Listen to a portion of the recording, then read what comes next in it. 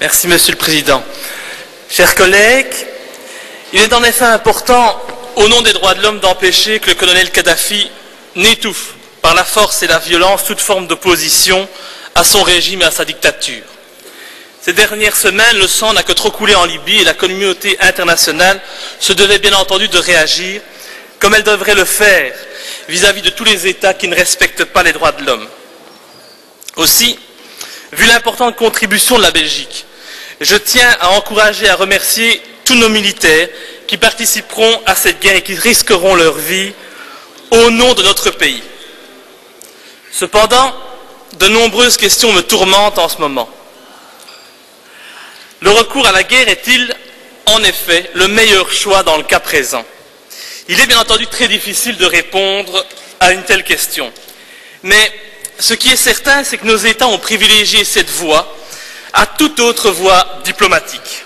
Aucun émissaire n'a véritablement été envoyé sur place pour négocier avec Kadhafi un cessez-le-feu ou une autre solution moins coûteuse en termes de vie humaine que la guerre. Cette situation me met évidemment bien particulièrement mal à l'aise et je viens d'entendre que je n'étais pas le seul apparemment. En effet, se soucie-t-on des inévitables victimes collatérales des frappes qui sont actuellement menées par la coalition internationale? Se soucie-t-on également des familles des militaires occidentaux qui seront envoyés sur l'autel de la liberté? Pas assez, malheureusement.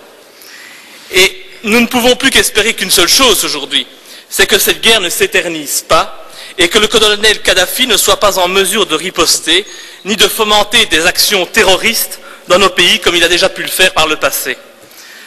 Admettons cependant que cette situation est assez particulière, voire même incompréhensible pour une partie de notre opinion publique. Notre pays est incapable de former un gouvernement depuis 9 mois, mais quand il s'agit de partir en guerre, tout le monde est d'accord en 2 temps, 3 mouvements, c'est véritablement surréaliste.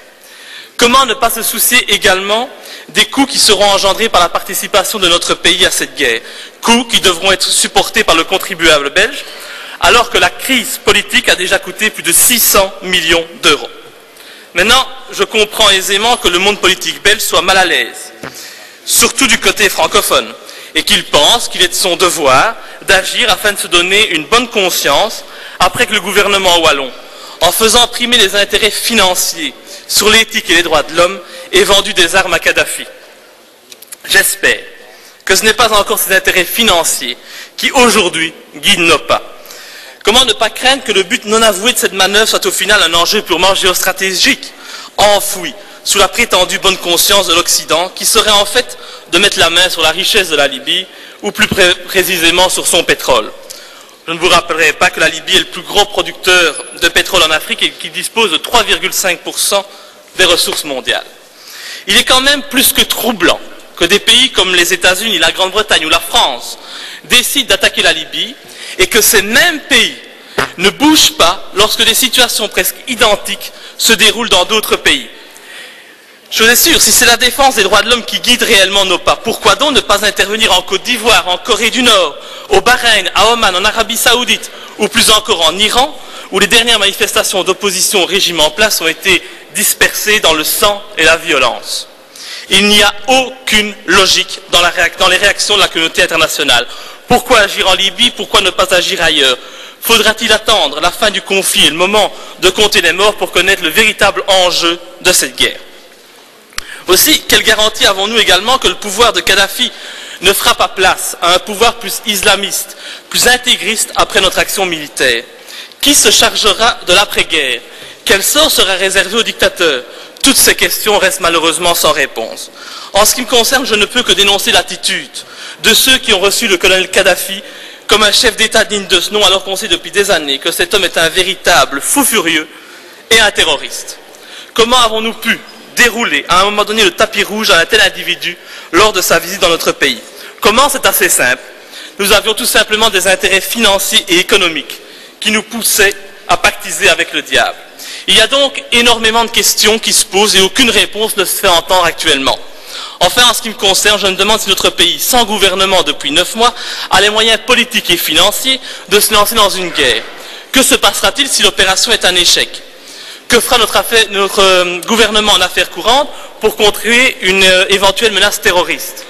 La priorité première devrait être de constituer un gouvernement dans les plus brefs délais et pas de partir en guerre. Pour ces raisons, et surtout pour l'énorme doute qui plane quant à l'objectif réel de cette opération militaire, mais aussi afin de montrer que mon parti refuse l'hypocrisie ambiante, j'ai décidé de ne pas soutenir cette résolution en m'abstenant. Je souhaite ainsi dénoncer l'opacité de la situation, craignant que les réels enjeux ne soient pas ceux mentionnés pour justifier cette intervention en Libye. La protection des droits de l'homme est un objectif noble, qu'on ne peut que soutenir et encourager. Mais face aux nombreuses questions sans réponse, je préfère m'abstenir. J'espère sincèrement que je me trompe et que cette action pourra régler la question des droits de l'homme en Libye et faire en sorte que le sang cesse de couler. Mais s'il vous plaît, je lance un appel aux responsables politiques afin qu'ils soient à l'avenir plus prudents en ce qui concerne la nature des régimes qu'ils soutiennent et vis-à-vis desquels ils engagent notre pays en suivant de simples intérêts financiers ou économiques. Tout simplement parce que défendre les droits de l'homme, c'est un objectif admirable. Mais ce qu'il est plus encore, c'est de le faire dès le départ et pas en utilisant la guerre pour réparer les erreurs du passé. Je vous remercie.